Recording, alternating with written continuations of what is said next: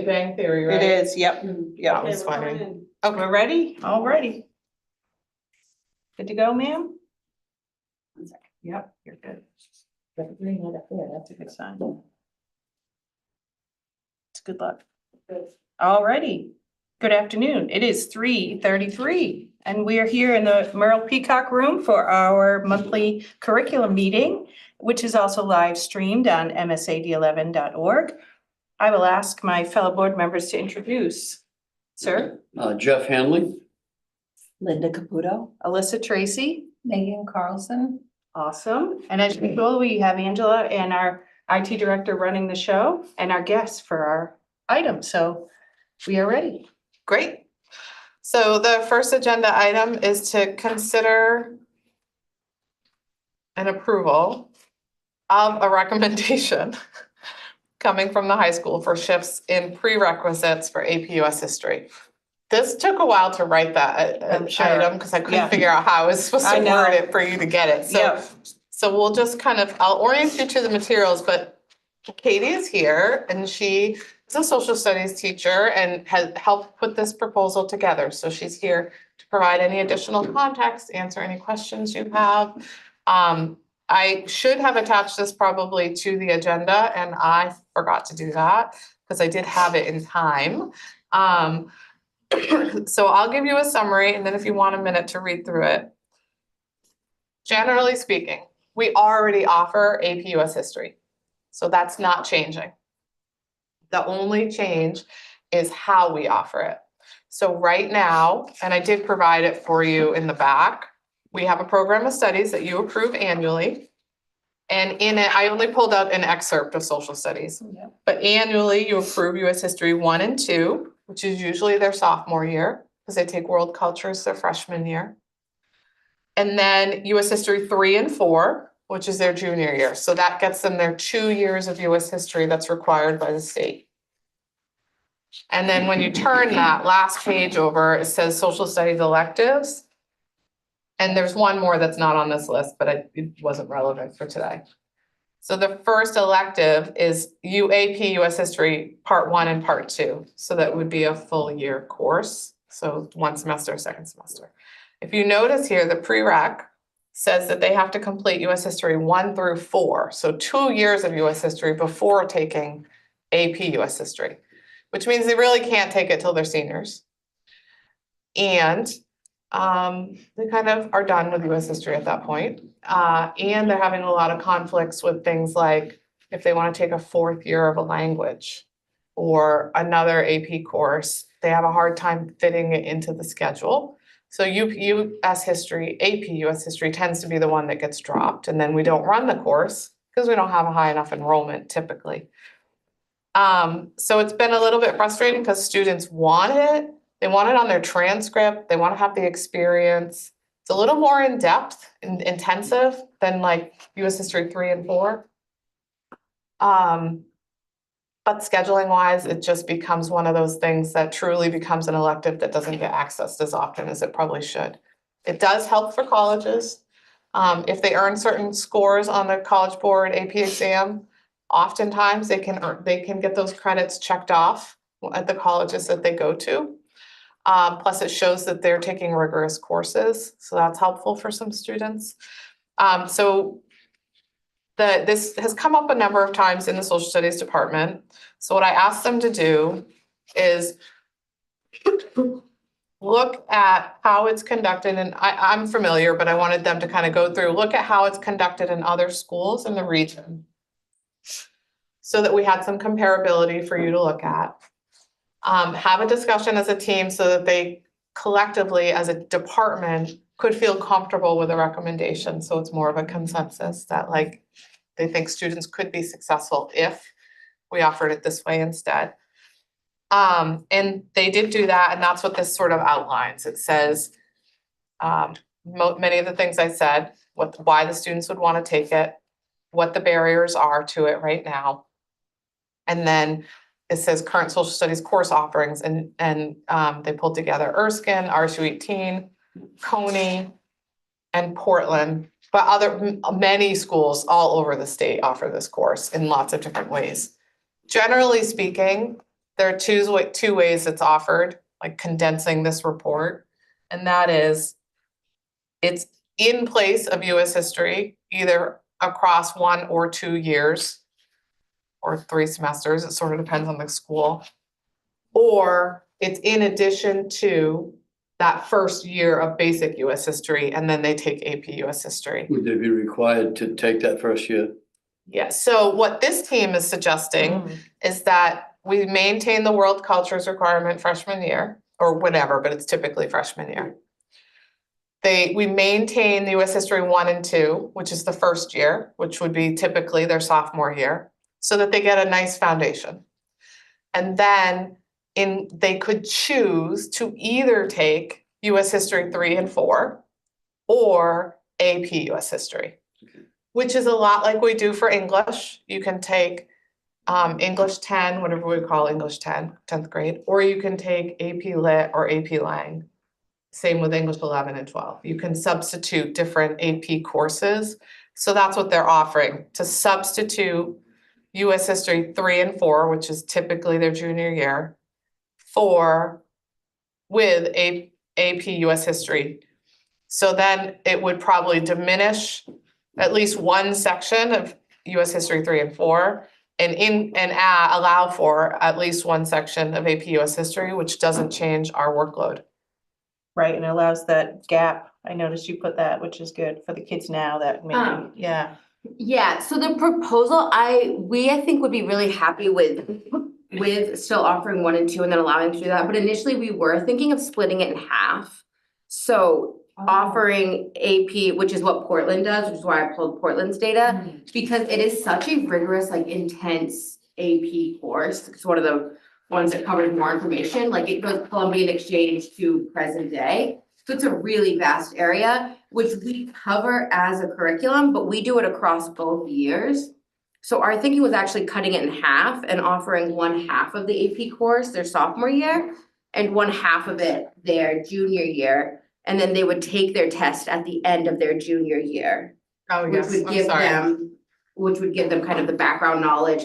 And that also aligns with our dates that we have split up US history for sophomores and juniors already. Right. So it works really well, and our standards that we use slide super easily into it.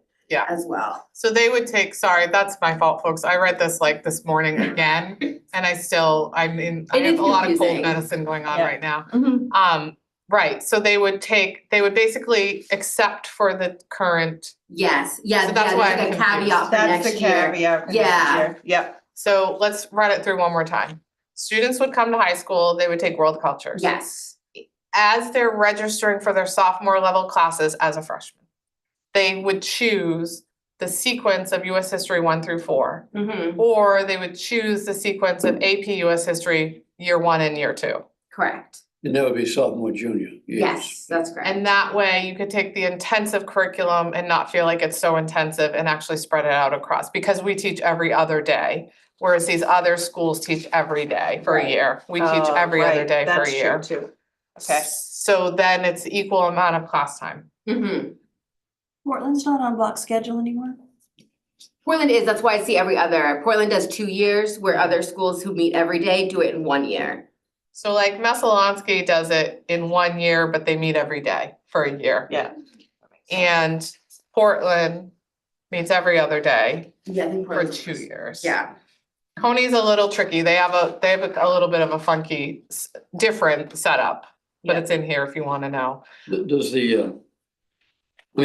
what happens if teenagers never a flighty or change their mind, so we don't have to worry about that, but, Yeah, what if a student changes their mind? You know? that's a great question. So, Is there any kind of thought yeah, if they process for take that? AP US History 1 year and then they're like, I don't wanna take it the rest. yeah, well, that's also part of the reason why we wanted to split it up, because if they found that it was too intensive, their sophomore year, for example, it would still directly equate to one of their years. So they could do the, So then they could move down a level for their junior year if they could do wanted. 3 and 4, still drop out of the AP. Yes, the only thing they could not do is jump into AP for their junior year. So if sophomore year, they wanna take US History 1 and 2, they cannot then add on the AP course their junior year. They would So if they didn't make that decision, they'd be locked out of it entirely. Correct. So let me ask that question though, what if they did AP, this scenario?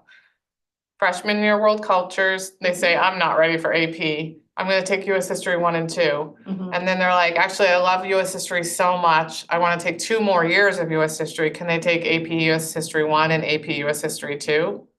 I mean, yeah, Junior and senior year? I It- certainly would not. It'd just be using one of their electives up because there's Mhm. only 3 required years of social studies. Yeah, they absolutely could. Yeah, I would not discourage any juniors who wanted to take AP. It just means a little bit of it would be repetitive because they'd had 1 and 2, and a little bit of 1 and 2 will be in AP US history Yeah, to a degree.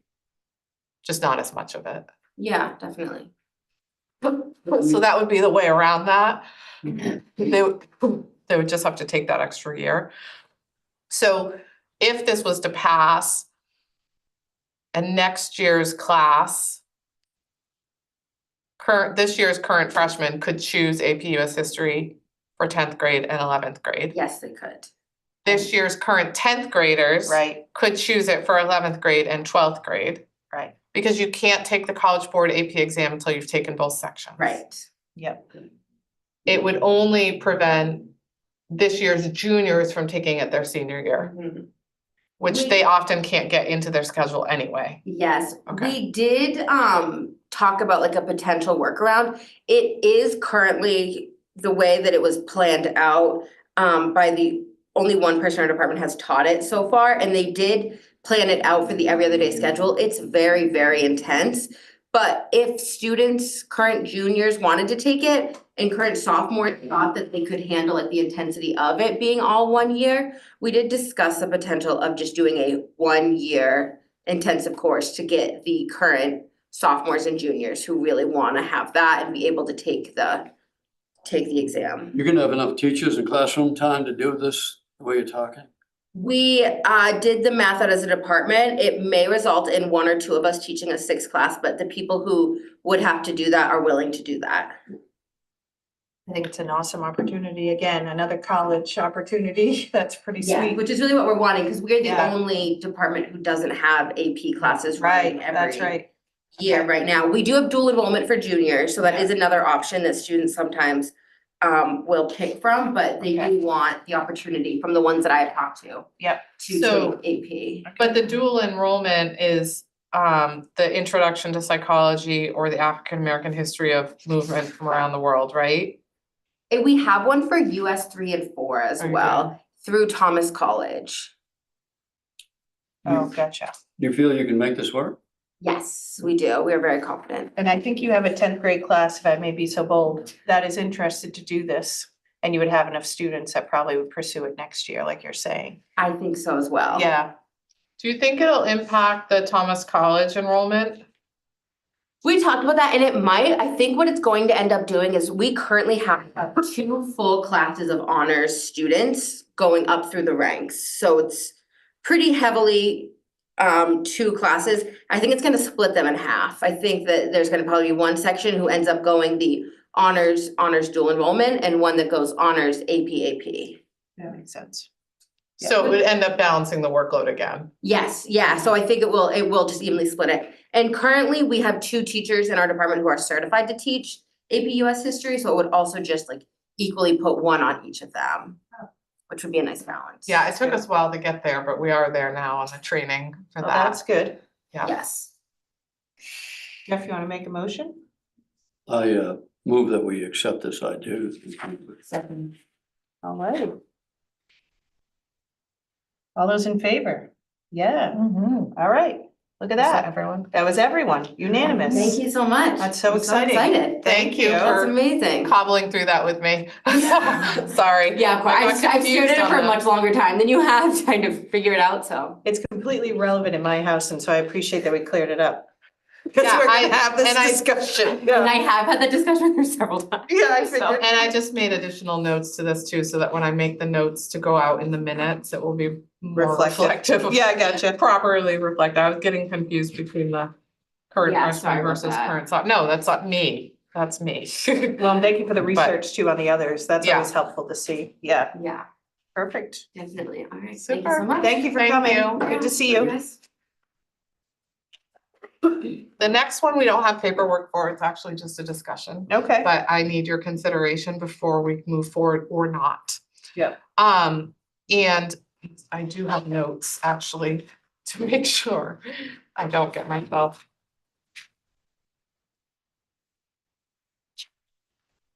Okay. Making sure I'm on track.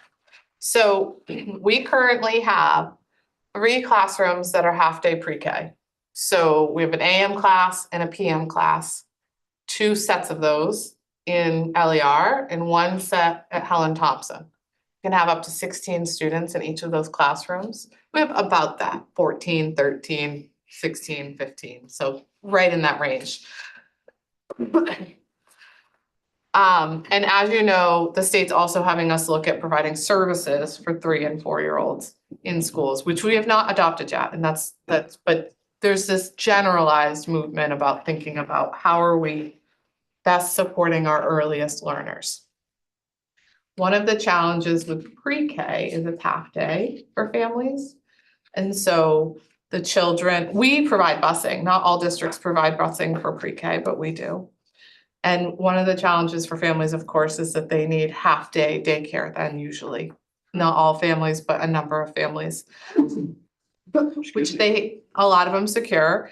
And childcare facilities can have certain numbers of students depending on their age, right? So the earliest little babies, you can only have so many students Right. per adult. And then 4-year-olds, you can have more, and then school-age children, you can have more, that kind of thing. So we've been looking at whether or not we kind of run, we haven't been looking, we've been talking internally about whether or not we might want to be responsive to some of the family requests about a full day pre-K.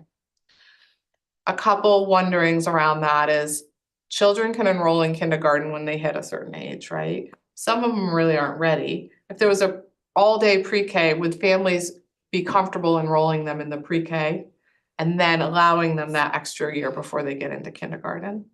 And really having a true kind of play-based, but very learner-centered pre-K experience that has a little less intensity than kindergarten. And we've never run a full day pre-K, so I mean, there's some planning to that. Would it be responsive to some family needs? Would it help some of our young learners who aren't quite ready for kindergarten be able to have that full day experience and build their stamina over time? Could we do both? Could we maintain some half-day pre-Ks and 1 full-day pre-K classroom? Like as a starting point, could we try that? In terms of the ED 279, we get, honestly, there's a greater benefit funding-wise currently, although I imagine that's gonna change in the next iteration, for us to have half-day pre-Ks than a full day. The funding is more beneficial. The funding stays the same, but we have 2 pre-Ks in a day, so you get funding for each of those, instead of you'd only get funding once for a full day. But if we could maintain the half day in 1 full day, it might actually work out okay. The concerns we have is, we have heard that in some communities, when they've shifted to full day pre-K, it actually impacts childcare centers negatively. So childcare centers rely on the half-day pre-K kids. And if all of a sudden the pre-K students don't need to go to those facilities, they're losing that income. And in some cases, some childcare facilities have closed, which is resulting in more challenges for after-school care and before-school care that people need. In other communities, the waiting list is so long for childcare providers that it actually is responsive to family needs and doesn't negatively impact the childcare providing facilities. We know there's a waiting list for childcare in our communities, and we know there's a demand for childcare. But we don't want to pursue a conversation with childcare providers about this concept unless the board is willing to even consider us looking into just exploring the idea of a full day pre-K. Because we feel like we'd be putting the cart before the horse, right?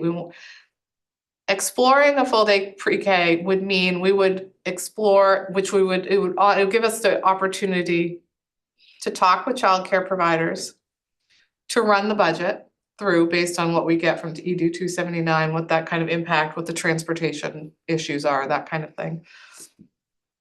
And it would also require us to think about what's the criteria for entry for a full day, especially if we're running both. Why do some children qualify for half day and some children qualify for full day? How would we make that determination? Is there a criteria the state uses? Not really, but there is some guidance out there and there's other places doing it, so we could learn about like what works, what doesn't, what to avoid. So it wouldn't be a lottery, there would be criteria. Well, that's, I think, part of the exploration, is finding out what works best for families, what seems to be equitable, what's responsive to the kids' needs. I mean, this is really new for us. And then after exploring and learning that information, we would come back probably to this committee first and say, this is what we've learned. And either, thank you for the time, we don't, here are the reasons why we don't think we'd like to continue to explore full day pre-K, so that we close the loop. Or we actually, this is what we've learned and we think it would be beneficial. Here's the budget impact, here's the endorsement or not from the childcare providers, here's, criteria that may or may not be used for entry, that kind of thing. And have you look through that and vet it, and then decide from that proposal if it's worth moving forward. So this consideration is not an approval of a full day pre-K. This is only a consideration of, can we explore the idea of a full day pre-K, see what that looks like. But we didn't want to be going out into the community having these conversations without the board being privy to this and making, a decision about whether an exploration is appropriate or not. So you have around, what, 32, 35 kids in half day? But next year we have like double that or triple that, we So- maybe think. We I have, think, That's the A bubble. projected enrollment? yeah, there's like We a have- bubble coming. no, I have the exact enrollment, but Yeah. it's at LER, it's somewhere between 60 and 64 students because you have 14 to 16 in each AM class and 14 to 16 in each Okay, I PM class. misunderstood. Yeah. So Okay. if, let's say we're fully enrolled, we would have 64 students at LER. We're not quite fully enrolled, so we're somewhere around 60. And then at Helen Thompson, we would have 32. So those combined is 96 maximum that we can serve. It requires one teacher and one ed tech in each room, because that's the rule for pre-K, which we have already, and it's already budgeted. The rules would still be the same. It would require one full-time teacher and one full-time ed tech of up to 16 students in a full day. That part's the same, it's just full day instead of half day. So instead of getting 32 kids in the time slot of 8 to 3, you get 16. How many, are you keeping track of the number of requests for going to a full day schedule? I mean, as parents, are you getting that? We have like anecdotal, but I don't think that we've done I don't think we really thought about exploring like maintaining the request, but I think that would be part of it, is figuring out like what's the appetite from families. Yeah. Again, not wanting to get out into the community and have those conversations unless the board has like considered it an option as exploration. Boys and Girls Club has a pre-K and I'm pretty sure it's full day. It's a full day pre-K. And they're full too. With a And they waiting have a list. full wait list, yeah. Always, forever, wait, years. Cause What they can do about, extended care too. Yeah. what about Pittston school children? They Are get bussed over. So they can go into one Yeah. of these, Yeah. Yep, there is so an like, option for them. yeah, like he took the bus to Pittston and then would change buses and be bused to LER. Yeah, so any Pittston Randolph kids do that right now, and usually they're in the PM, no, they're in the AM. That's how they had done it. have us a reserved spot, AM or PM. I can't quite Yeah. remember either, but I think it's AM. and we ensure that through the screening process, that if there are students from Pittston, Yep, because of the way the buses run, that's what it we is. reserve up either AM or PM for Yep. those students. And then we work around that for the Gardner students. Yeah. I have another question, and I have a feeling that this is illegal, but I don't know. No, I really, Go, I really Linda, don't know. I'm going back to your funding, that we're better off funding half days. Is there any way that parents could be charged a daycare fee? So that, I mean, if they're paying it anyway. Probably not in public Okay. education, because it's pre-K is now part of the It's in K-12 the- system. Yeah. You know, I think years and years ago when pre-K wasn't, there was probably all kinds of options that you could do, but now that it's part of our system, probably. Because some schools do have daycare on premises. Yes, after school care, before school care, And I and that think- does sometimes come with a charge. It depends on if they have a 21st century learning grant or not. And you know that one of our items in our strategic plan is to explore the option of a childcare Childcare. facility, either managed by Yeah. someone else that our staff have access to for their children or managed by us. We have not started that process. It's in the strategic plan. We haven't set a committee or a timetable. There's too many other things right this minute on the plate. Yeah. So we decided this is more about the students learning, so we figured we'd start there, and then under educator sustainability, at some point, we'll come to you with like a timetable for that exploration. And I have one more comment. On our work session, we heard very clearly from teachers that the children are coming into, I think, kindergarten on up. I don't think they were talking about pre-K, with concerns about their ability to follow basic directions. So it seems to me that this would be an opportunity to groom the students, so when they come to kindergarten, they'll be better able and ready to learn. Yeah, and I'll say that sometimes that happens in pre-K, of course, because those children are usually 4 and they could be on the upper end of 4, like someone just turned 5 recently in a class I was in this morning. Or they just turned 4, and that's a big range for kids. So sometimes they don't have all the, the independent skills that a 4-year-old might typically have. It's because it's a continuum and it's a range. The half day for children who find that challenging would probably be better, right? But for children on the upper end who might need that extra time and support with routine and structure, but not the intensity of kindergarten. I know it seems silly to say that kindergarten is intense, but it It is is, compared to though. pre-K, Yeah. right? And what it used to be. Yeah, and there's totally. usually like rest time in a full day pre-K, there's usually like rest periods and there's a little bit more play-based learning and that, whereas in kindergarten, there's a little less of that. Right. And so some children really struggle with that type of schedule and routine, and especially for the full day. I mean, years ago, we used to do half day kindergartens, right? Now we're doing full day kindergartens. And because of their age, they can technically enroll in kindergarten. As soon as they hit a certain age, they can enroll in kindergarten It's whether good they're for them ready or or not. not, and we will accept them whether they're ready or not, because that's how it works. But if there was an option for a pre-K that's full day, sometimes people think of that as like a transitional kindergarten year. So it gives them the opportunity to build the practice around routines. It gives them opportunity to build a little stamina, but not that intensive curriculum side of it. But they're still learning their letters and their sounds and their colors and, learning how to communicate and collaborate, but the timeline of the day is a little less intense.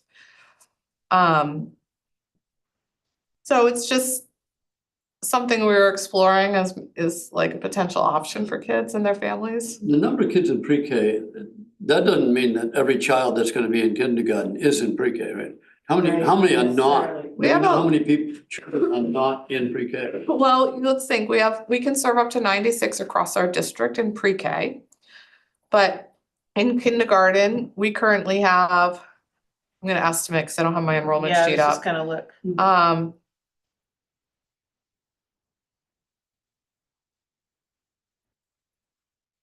120 something. Yeah. So there's probably 30 or so children who are in full day daycares or staying at home with their families. Well, third, about a third. Yeah, and then they come to school, just their first time in school is kindergarten. 112. I was close. Yep. Oh, sometimes it's a little higher. And This year's a pre-K, little bit we lower. officially have 79 right now is what it shows, so. I mean, Yeah.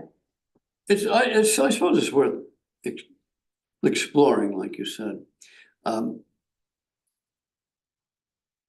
I would want to know, I mean, without trying to dig into their lives too much, I mean, how many people want to have their children go from a half day to a full day? Yeah, I think we might need to, there's some great early learning specialists at the Department of Ed who work with pre-K programs all over the state. So they might have some access to like some surveys they've offered with families before, so it's not super intrusive, but it will give us some good information. And you're always gonna have people concerned with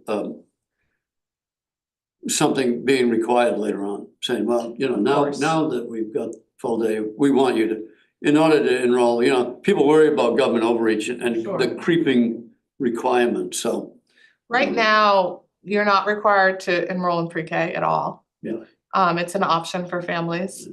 And there's a screening process that does help inform parents about, you know, where their child's at and the level of readiness, but we don't deny them. Yeah. It's just information for us, it's information for the families. And the law states when they hit, I should know this, 6 years 6. old by October 10th, right? I think so. 15th, somewhere It's around October in sometime, I October. guess. Right. That they do need to be enrolled in a kindergarten. And that hasn't changed in a while. And then there's a child find process, like if we find that we believe someone isn't enrolled that's supposed to be, then it's our obligation to reach out to find out who those families are and reach out to them and have a conversation on all that kind of stuff. And so I mean, I can't predict the future, and those rules are set at the state level, not at our level. Yeah, and I think it's nice that you added in the childcare facilities, but like when I moved here from Away, I didn't even know we had a pre-K program. Oh, Like my daughter went to a Montessori school because she was at a daycare in Topsom and it was closer to go there than to come all the way home because of where we worked. And that was when Hamlin was open. I was kind of like, darn it, it's a street away from me, right? But we didn't even know.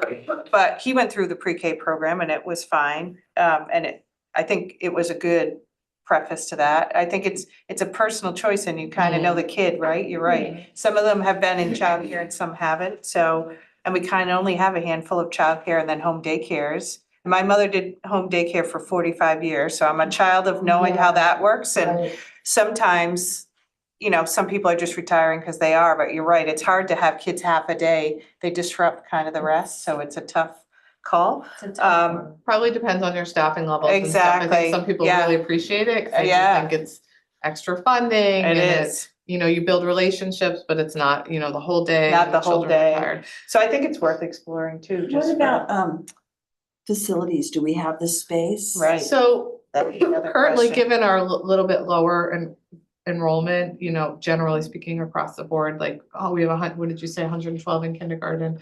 Typically, it's a little higher than that. Some of our kindergarten classes are pretty small right now by design because we knew their behaviors were higher and we're really Right. struggling to figure out how to be responsive because a lot of them are newer experiences to us. They're not some of the typical experiences that we're all well trained in. So we're hoping to use this year as an opportunity to get skillful at that, and then we do have space at LER at the moment. Like we anticipate having space at LER at the moment. Will that change in other, like at HT or Yeah, Pittston? Maybe there might be a room at Pittston because I don't imagine we'll always have 3 Right, kindergarten right. classrooms or 3 first grade classrooms. Yeah. And so right now it's kindergarten, but we'll have to look at the numbers for next year.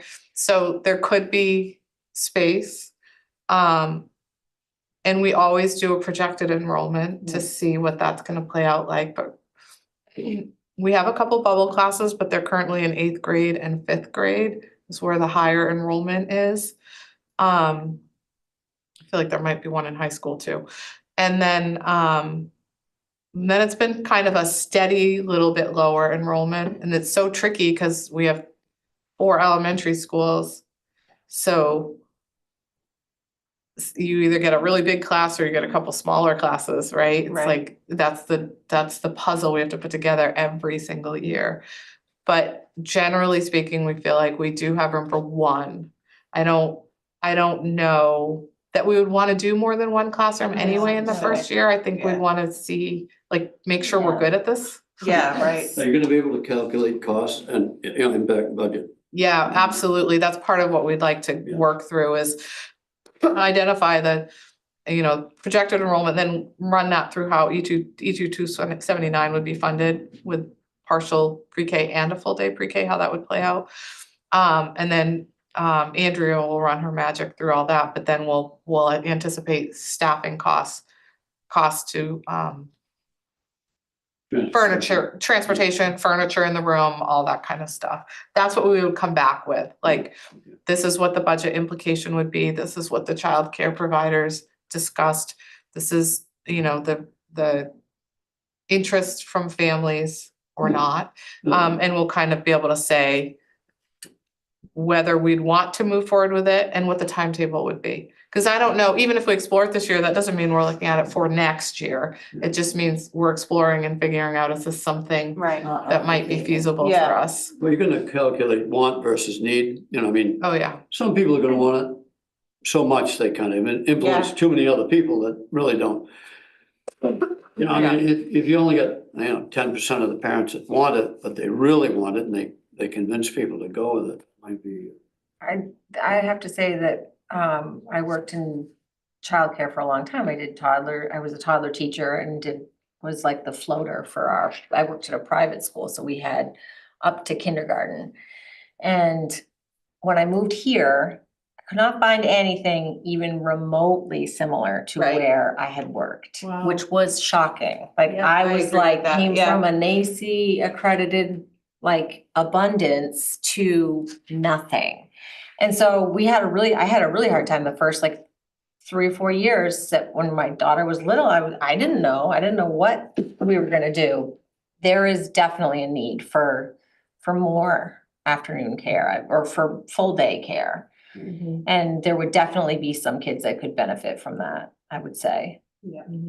There's no harm in considering it, Yeah, figure it out. for sure. Yeah. My only concern is that I don't wanna be a daycare facility. Right. I don't think that's our responsibility. Our teachers don't want to be a daycare No. facility. Yeah, I was gonna say. No. exactly. They want to be teachers. And there are a lot of kids that parents who don't want their kids to go to daycare necessarily for a full day, but a pre-K program is much more enticing for a lot of parents, you Yeah. know? Right, I agree with that. It's worth too. looking into. I Yeah. agree.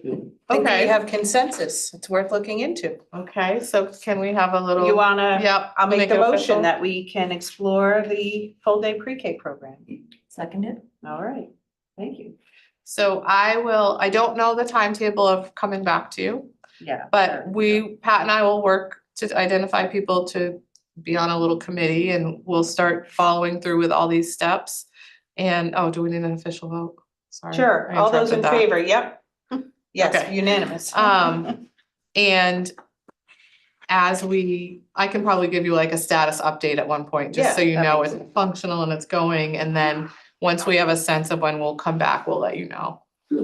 Yeah, Sounds good. okay, And that I was would those say, two items. I would just suggest, like always, if anyone has questions, that we direct them back to this committee to get updates. Yeah, that's a good So we idea. don't get people getting misconstrued to your point of like, hey, I heard about this, you should Right. go, right? Just an exploration. Just We're not doing exploration. this And yet. if you have thoughts, send them Just- to Angela, she'll get them into the queue, yeah, Yeah, I certainly perfect. will. Should I move to adjourn? Just one question, is there anything in particular you would like more information on when it comes to curriculum, teaching and learning, Oh, assessment, yeah. anything in particular? Because Alyssa and I try to connect about setting the Yep. agenda. There tends to be some routines, but there's a little bit of wiggle room usually. Yep. I bring you some budget stuff December or January, but there's a Yep. little wiggle room in there. So I just wanted to make sure if something was top of mind, that we were taking that into account for future agenda items. I'll think on it. Yeah, Okay. right. Yeah, feel free to reach out and let me know, Yeah. and then we can consider putting it on the agenda. All Okay. right, then we are adjourned. Thank you all very much. Okay. Yes, in record time. I was gonna say, can we make note that it's 4:12 and we 4:12? are significantly well That's- before